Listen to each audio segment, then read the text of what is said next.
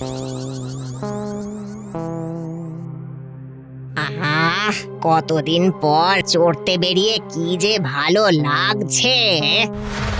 কিন্তু মা, তুমি ফটিকের কান্না শুনতে পাচ্ছ না? তোমার পায়ের চাপে ফটিকের মা মারা গেল।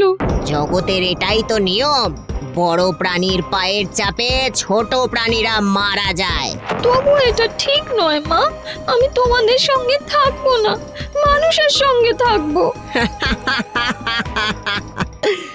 মানুষগুলো কোনোদিন তোকে মেনে নেবে না।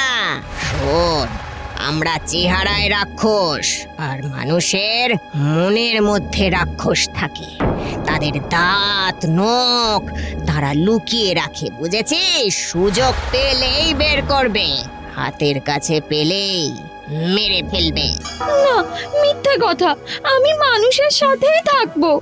এই ধ্বংসলীলা আমি কিছুতেই মেনে নিতে পারছি না মা।